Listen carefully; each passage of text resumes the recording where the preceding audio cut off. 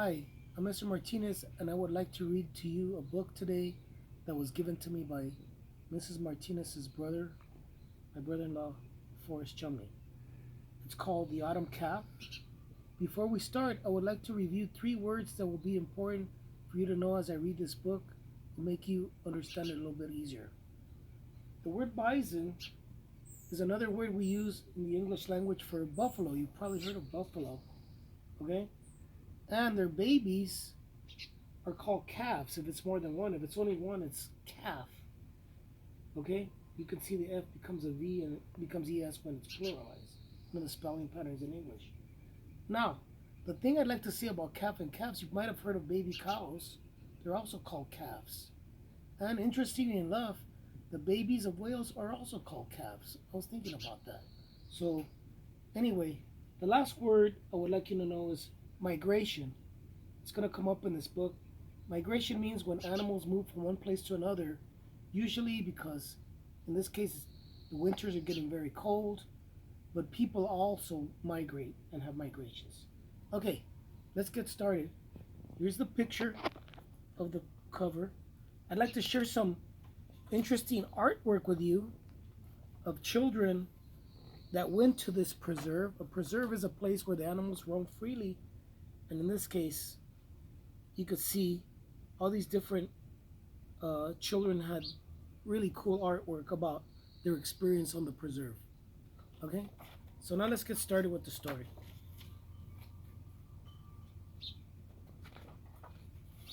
The Autumn Calf by Jill Hakos, illustrated by Joyce Miran Turley. When the little calf was born, the days were getting shorter.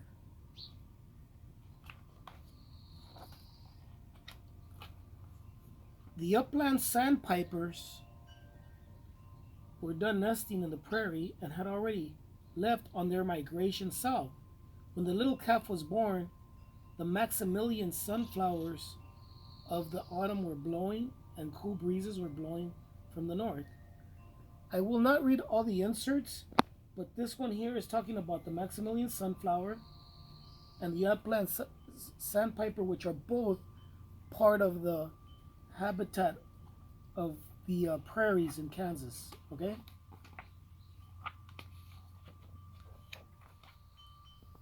In the bison herd at Kansa Prairie, the little calf stood out. She was bright orange. The other calves' orange baby coats had already been replaced by denser, warmer brown coat. She alone still had the orange coloration of a baby bison. The grasses growing on the Kansa Prairie were starting to reach their tallest height. In some places, the grass was taller than the autumn calf, but it tickled bellies of the older bison calves that had been born in April.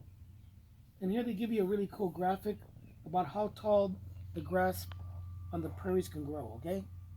This is the way the, the prairie is set up, where it's just wild grasses everywhere. Let's continue. Jill worked at Kansa Prairie where the bison lived. She directed the education program and trained volunteers to teach visitors about the prairie. Part of Jill's job was to know what was happening with the bison so she could share the news. When Jill saw the little calf in the September, she was surprised and then alarmed. Mid-spring is the normal time of the year for bison calves to be born, not late August. Even though the little calf was a normal bison baby, Jill worried that such a small calf born so late in the season might not live very long. Winter can be harsh in the Flint Hills of Kansas. The first snowflakes typically fall by November 1st, although it is not unusual for snow to be on the ground in mid-October, or even before Halloween. The little calf was in a race, and all of the other calves born early in the year were already 4 months ahead of her. She was racing the calendar to gain enough weight and grow a dense enough fur so she could survive the winter. So notice what her challenge is. getting to be strong enough to survive the winter. Gene, the bison herd manager at Konza Prairie, kept a close eye on her.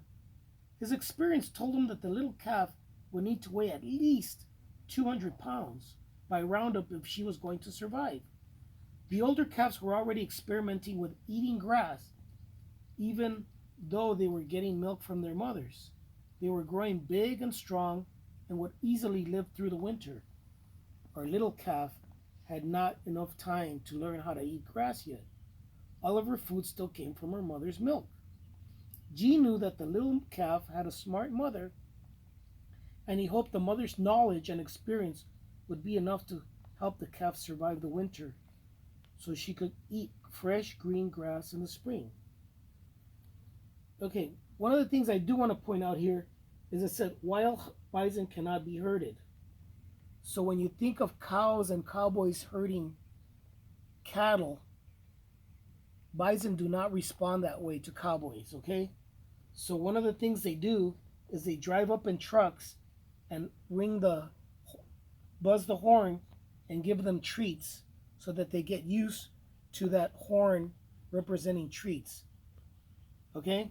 And that's going to be important later on when they want to get the bison to go where they want. Okay, roundup at Konza Prairie. The day of the bison roundup came. The roundup at Konza Prairie happens just once a year at the end of October.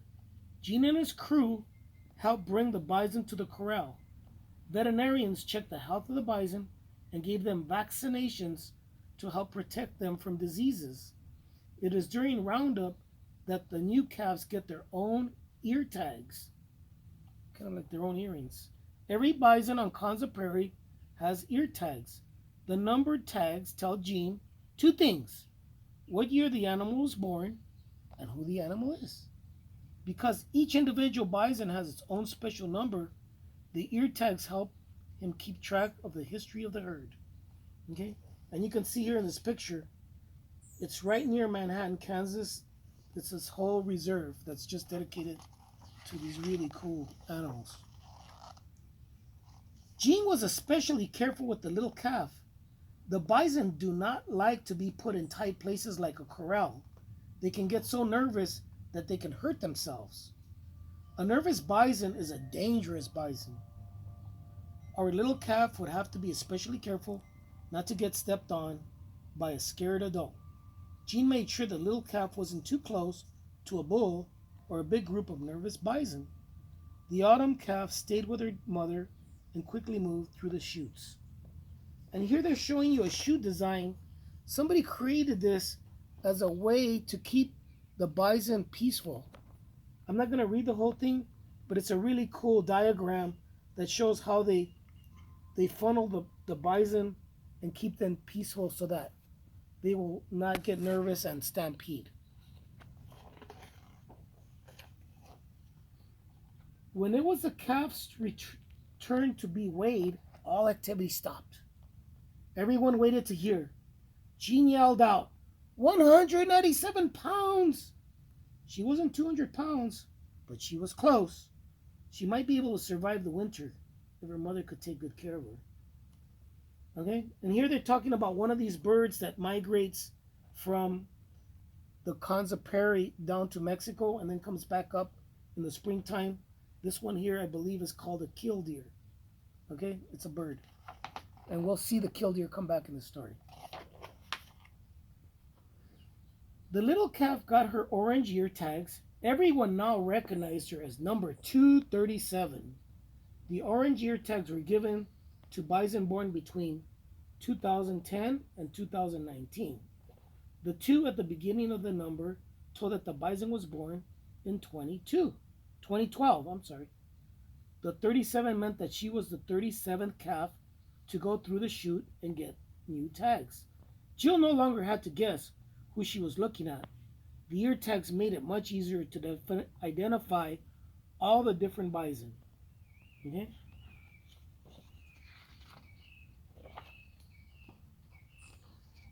The little calf was safely released back to the prairie along with her mother and the other bison.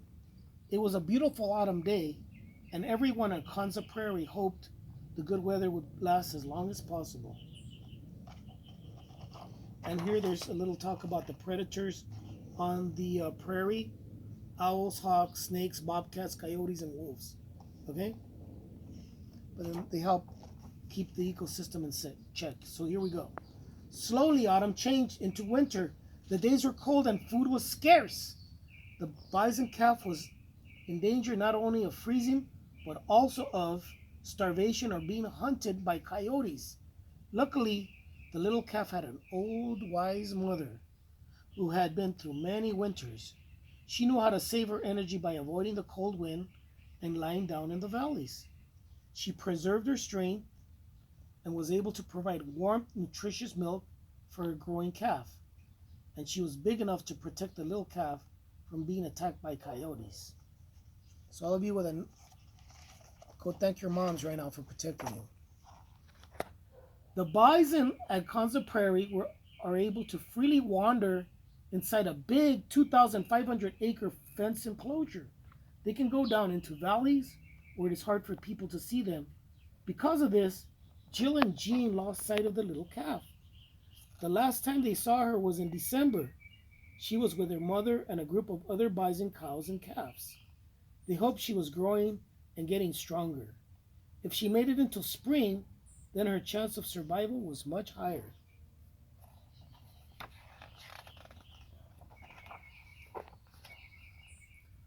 One of the first sights of spring on the prairie is the return of the killdeer. Remember that bird I showed you earlier? Killdeer are birds with boldly striped feathers, long thin legs, and distinctive call that sounds like they're saying, "Killdeer, killdeer, killdeer." When Jill heard the first killdeer of the spring, she knew that if the little calf was still alive, she had survived the winter. The question was, had the little calf made it? 1 month went by, and no one had seen the calf. The calf's mother had not been seen either, so everyone hoped the two were hiding somewhere together.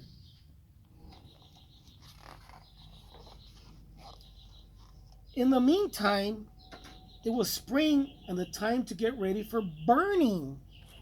Burning the prairie removes the old dead grass from past summers. Fire helps slow the growth of shrubs and trees that would take over a prairie if given the opportunity. By removing the cover of old grass, the soil is warmed by the rays of the sun. Rain can get to the soil faster without old plants being in the way. The soil gets warm and moist, and the roots begin to grow and send up new shoots into the spring air. Burning also releases nutrients back into the ground. The plants that grow after a fire are deep and green and very nutritious. The bison love them. Okay, so this is about fire on the prairie. Prairies need fire, and the only thing that survives after a fire is the roots of the plant, and then new grass grows for the bison to eat. So that's what we're going to read about. This is a really interesting page. The bison are not afraid of fire. See, I didn't know that. When fires are set in the Konza Prairie bison enclosure, the animals simply walk over to the green grass and calmly graze. Because grass doesn't burn, the bison know they are safe there. Bison calves learn the lesson from their mothers and following them to green grass if fire gets close. So you can see them back here grazing in the green. They're not running away.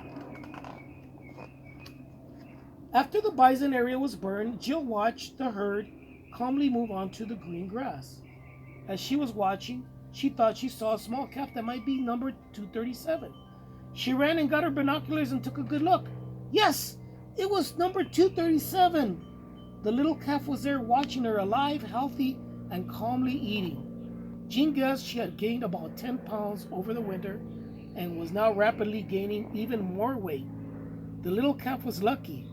She had survived the long, cold winter and was well on her way to becoming a healthy, full-grown bison. The same week, the upland sandpipers returned. They had come back to the prairie to nest and raise their babies. The cycle of life on the prairie began again. And that's the end. This is the author, Jill Halkos.